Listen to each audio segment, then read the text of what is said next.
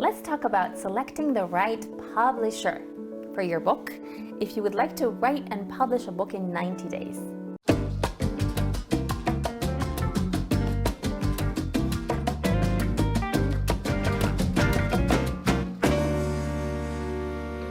If you would like to write and publish a book in 90 days, you need a publisher, or you can also self-publish.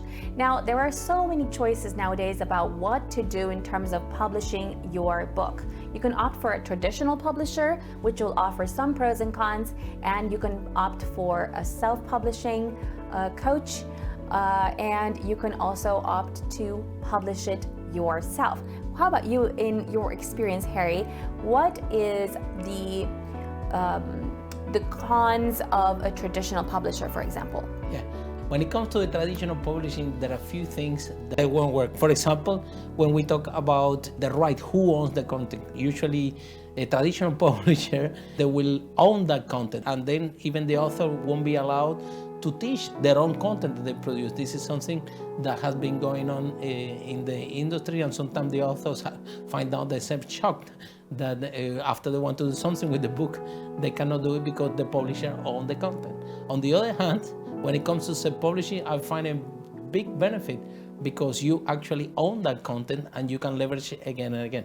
Good. And another thing that I find quite interesting is that with a traditional publisher, you may be forced to purchase 3,000 to 5,000 copies of your own book, keep them in your garage, and then having to sell them bit by bit. And I think that's less effective than having the control over how much you actually need.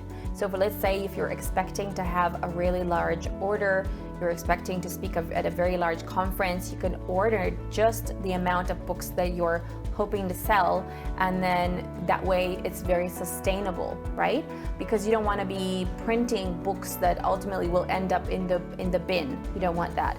And if you can just print the number of books that you really need, whether it's 20 copies, 50 copies, whatever number of copies, you've sold those, and then you can reorder a certain amount of books really quickly, then this could work for you a lot more. Do you agree, Harry? Yeah, I agree 100%. I think that basically you publish on demand. You actually print the books that you actually need, and that is also financially viable as well.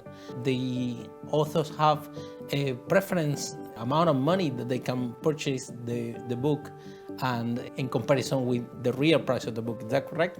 Yeah, exactly. So for example, you can order author copies at cost, and that is really a big benefit to be able to purchase your own book at cost, and then you can then have it promoted, and then based on your own needs, whether you're a speaker at a large conference or you need a very small number of books, it's really up to you. You can decide how many you really want, and that way you avoid the problem of, let's say, ordering 3,000 copies and then keeping them in your garage and then having to move house, having to move those again.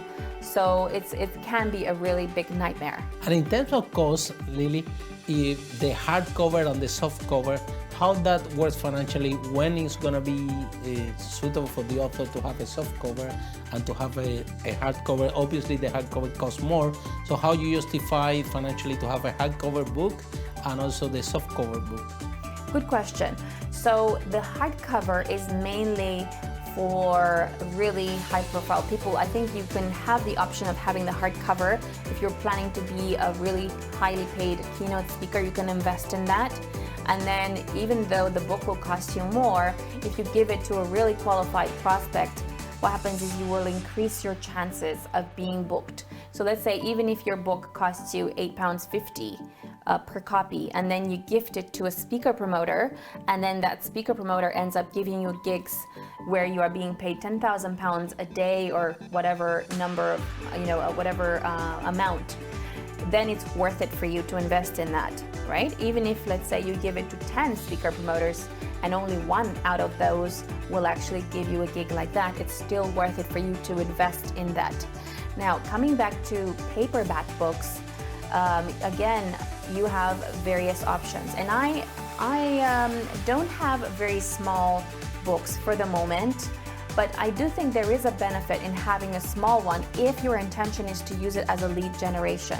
You can have a book as small as a brochure if your intention is really to distribute to a large number of people. So for example, let's say you are going to speak at an event, or you organize your own event, and let's say you're traveling abroad and you cannot bring really a huge number of books. That could be a good option for you to have a small book. Then it's good to have at least 100 pages, a book of at least 100 pages, because it looks more solid and it looks like there is some content in there that people can value. If you have a hardback book, then the kind of people that are attracted to a hardback book are very different. They could tend to be more high-profile people. They tend to be people who have, these huge areas in their house where they keep those books and they display them as a high-quality product. And the perception is very different from a very tiny kind of booklet to paperback and to a hardback. The perception is very different. So depending on what you're going to use it, if you're going to meet the Queen, then I recommend, gifting the Queen a hardback book.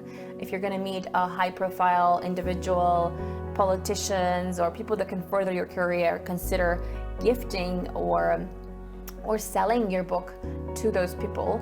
And then if you're if you have large conferences where you have a difficulty in bringing so many copies, and bring paperback. Do you think it would be a good idea for the author to have in the book both versions, like the premium cover, hard, and also the soft cover? So if they can have this premium version, so they can use that hardcover book to open doors, and at the same time have the soft cover, so in case that they have to distribute in large conference, because obviously the soft cover is going to be cheaper, and it can be used, the book, as lead generation, where the hardcover is a type of book that it would be helpful to open doors.